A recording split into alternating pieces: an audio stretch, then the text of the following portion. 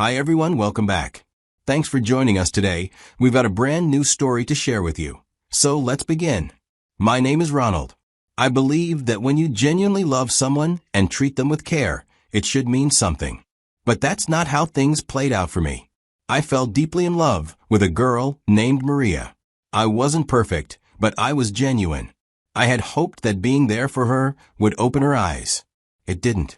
Despite all the love, the care, and the loyalty I showed her, Maria didn't choose me. She walked a different path with another guy, and I didn't try to chase her. I let her go, even though it hurt. I thought that was it for us. But life has its way of spinning the wheel when you least expect it. Just when I had started to believe that chapter was closed, she came back. And with her return came a whole storm of emotions, memories, and decisions I didn't see coming. What happened next? Let's just say it wasn't what either of us had in mind. I met Maria back in high school. We were from the same small town, went to the same school, and probably crossed paths more times than I could count. But to her, I was just another quiet face in the hallway. For me, though, she stood out. Always had. She wasn't loud or showy, but people noticed her anyway. Especially the guys. She had a certain type she seemed to go for. I wasn't one of them. I wasn't the popular one or the smooth talker. I'd see her at school events or in the cafeteria, always surrounded by people. And even though I liked her, I convinced myself early on that she was out of my league. We barely spoke back then. Maybe a few casual hellos or the occasional, "excuse me," when we passed each other in the hallway. Nothing more. I kept my distance not because I didn't care, but because I figured there was no point trying. I told myself she wouldn't even notice me. So I watched from afar. Silently wished I had the courage to tell her how I felt, but never did. I believed that no matter how genuine my feelings were, girls like Maria would always choose the louder, flashier option. It built this quiet insecurity in me, one I carried into college without even realizing it. But funny enough, life doesn't always stick to the same script. Because years later, Maria and I would end up at the same college. When I think about how everything unfolded, college was where it really began. We moved from being familiar strangers to something that, at the time, felt a lot like destiny. After all those years of seeing her from a distance back in high school, I never imagined we'd end up at the same university. Different departments, yeah, but the same campus.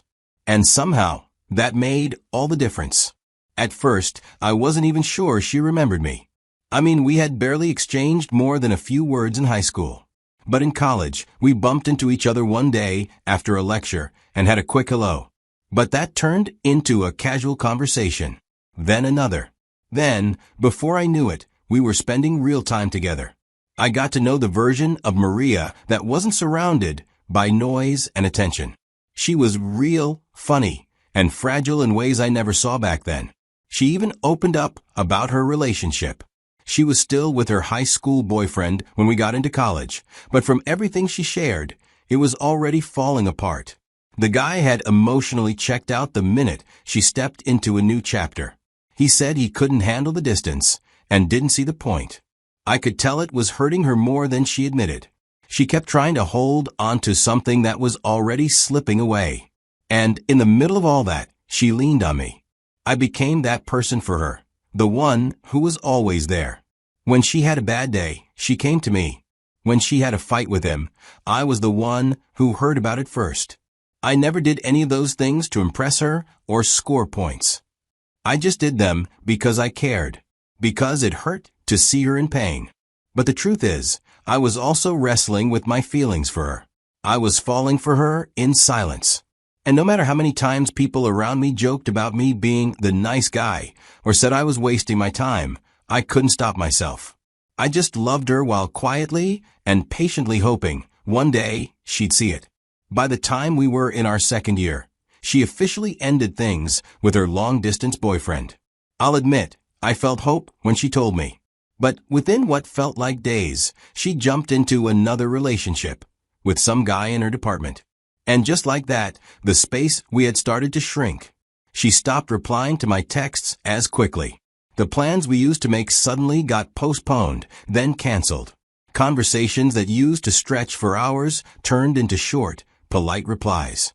I didn't want to believe it, but I could feel her drifting away. Again. And the worst part? I started to question myself. I wondered why she couldn't see the way I looked at her.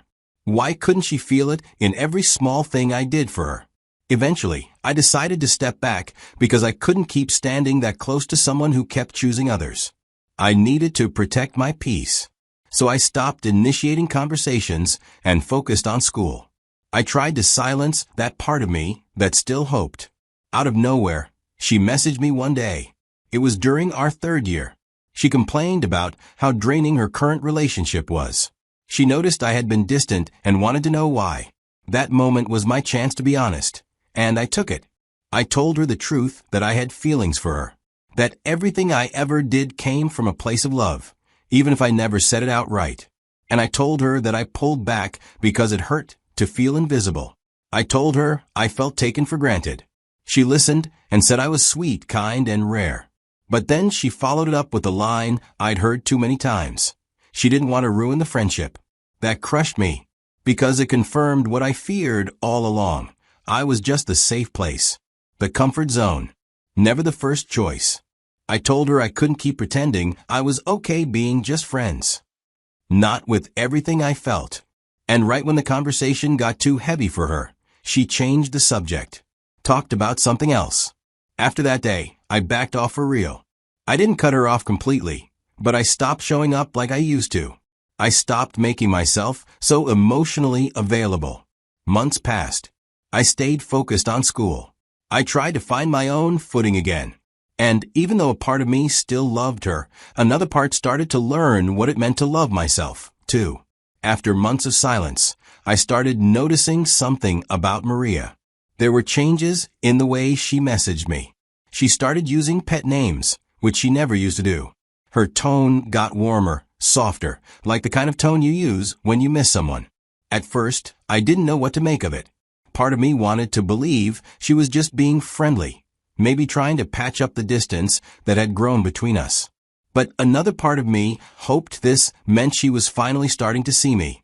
I told myself not to overthink it, but the truth is, when you've loved someone quietly for that long, it doesn't take much to stir those feelings back up. So I watched her closely. I didn't dive back in head first, but I started replying a little quicker. I matched her energy a bit. Then one day, through casual talk with someone in her department, I found out that she had broken up with her departmental boyfriend. It all made sense why she was suddenly coming closer again. I started telling myself, maybe this is it. Now that she's no longer tied to someone else, she'll finally give me a real chance. I didn't confront her about the breakup directly. I didn't want her to feel like I was preying on her vulnerability. Instead, I let things unfold naturally. I kept showing up for her in the way I always had. She was laughing more around me again, sending voice notes that sounded like the old days, before everything got complicated. But even in that warmth, I was cautious. I didn't ask her out again right away. I had been through the hurt before, and I didn't want to feel that again, not if I could help it. So I waited. I watched. I paid attention to how she spoke about her ex, to whether she seemed truly ready to move on. I wanted to believe in her. I couldn't be the guy who kept setting himself on fire just to keep someone else warm. At the beginning of our final year, I felt the time was right. I couldn't carry the weight of everything I had kept buried over the years anymore. I had been holding onto my feelings for Maria for too long. We had a quiet moment one evening, just the two of us sitting outside near the old art block benches. For a second, everything felt like it could actually go right. That's when I decided to make my move. I took a deep breath and finally said the words I had been rehearsing in my head for what felt like years. I told her I had feelings for her that had grown slowly, quietly, and honestly. I told her I had always tried to show her, not just say it, through every gesture, every moment I stood by her when others walked away. I wasn't trying to pressure her. I just needed her to know, because I couldn't keep pretending anymore. She looked at me for a moment, silent, like she was choosing her words carefully. Then she said it, "Ronald, I love you, but it's like a brother." That one sentence hit me like a punch to the chest. I didn't even know how to respond. All I could do was nod slowly, feeling my heart tighten as the rest of her words blurred into noise. In that moment, everything became clear. I was never going to be the one. I was never going to be seen the way I saw her. I stood up quietly, not wanting to make a scene. I walked away from her that night, knowing deep down that I couldn't keep giving myself to someone who would never choose me. Weeks later, I found out through campus gossip that she had started dating another guy. He was effortlessly charming. Maria looked happy with him, or at least that's how it seemed from the outside. They were suddenly everywhere together, holding hands at campus events, showing up to parties as a couple, being tagged in photos that spread fast among our circles. Their relationship became a thing people talked about. They were the it couple now. I didn't want to be bitter, but it was hard not to feel the sting.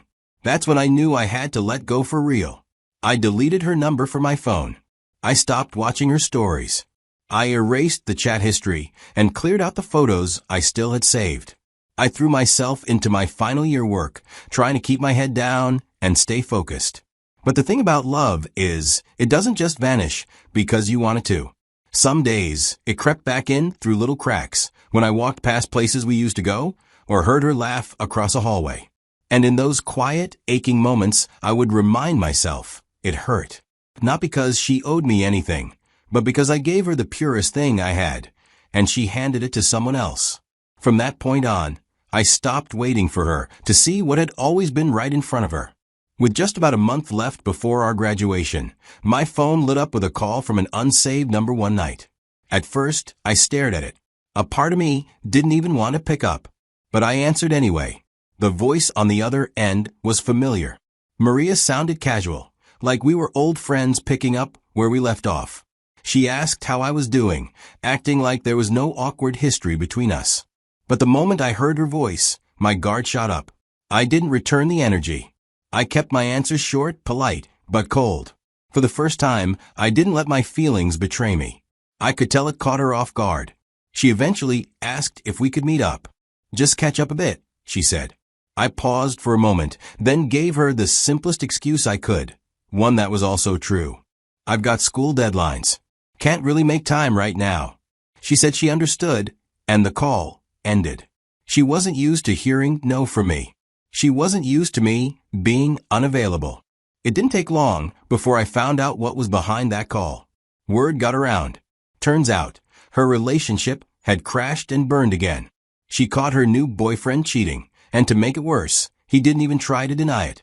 He humiliated her in public, made a whole scene about it, and left her standing there, looking lost and shattered. The guy she chose over me had played her, just like I always feared he would. And suddenly, her reaching out made sense. She wasn't calling because she missed me. She wasn't calling because she realized how much I meant to her. She was calling because she was hurting again, and I had always been the safe space, the emotional cushion, the guy who patched her up when someone else tore her down. This time, though, I wasn't offering that comfort.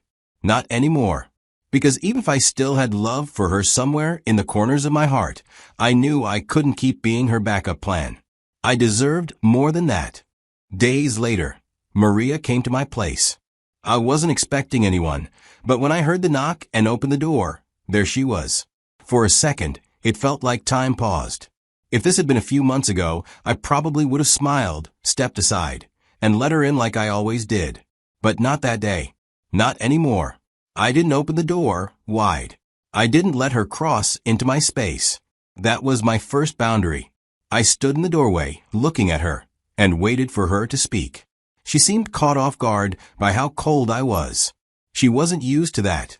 She started off slow, saying, "I know I messed up. I know I took your presence for granted." She kept going, saying I was the only man who had treated her right. All the others either played her, used her, or hurt her. And she said she could see that now. That, out of everyone, I had always been good to her. That I never asked for anything in return. That I always just cared. She asked for forgiveness. Not just for overlooking me, but for only realizing my worth after she'd been broken. Then she said she missed us. And then she added, "I remember how safe I felt with you." That was the moment I realized she wasn't just here to apologize. She wanted to rewind everything and pretend we could pick up from where we left off. But things weren't the same. I wasn't the same. I took a breath and told her, gently but firmly, that I'm no longer playing the nice guy role. That version of me is gone. But she didn't let me finish. She jumped in, desperate now, saying, "But I want you now. I know what I want, and it's you." There was a time I would have done anything to hear her say those words. But I didn't feel what I thought I would. I didn't feel joy or victory. So I looked her in the eyes and told her I didn't want her anymore. She froze, like I had knocked the wind out of her. Her mouth opened slightly, but no words came out. For the first time in all the years I'd known her, she had no comeback. No clever way to redirect the conversation. Just silence. That moment wasn't easy for me. Saying those words to someone I'd loved for so long. It hurt. But I had to. Because I realized she didn't choose wrong out of ignorance. It wasn't that she didn't know how I felt. She knew. She just didn't value it. She chose what excited her, not who cared for her. Twice. What's to say it wouldn't happen again? So I asked her to leave. And she did with no more words. After graduation, she reached out a few times. Sent messages, tried to make small talk. Maybe she thought time would soften things. But I never gave her that space again. I'd learned something valuable. I deserved someone who chose me the first time. I wish her the best, truly. I hope she heals, finds happiness, and finds herself. But that journey won't include me. That chapter in my life is closed. And I'm at peace with that. Maria was someone I cared deeply about. And for a long time, I held on to the hope she'd see me for who I truly was. But here's what I've come to understand. Just because your love is genuine doesn't mean it's going to be returned. And that's not your fault. It doesn't make your love any less real. It just means some people aren't meant to carry it. What I went through taught me something I'll never forget. Self-respect isn't about being hard or distant. It's about knowing your worth and not begging someone to see it. You can't keep showing up for someone who only opens the door when everyone else has walked away. And as much as it hurt to tell her no, to walk away from someone I loved, I had to. Because love without respect isn't love. So, to anyone out there watching, please hear me when I say this. You are not a second option. If someone can't choose you when you're right in front of them, they don't deserve to find you still waiting when life humbles them. You're allowed to walk away. You're allowed to heal. And as always, thank you for watching.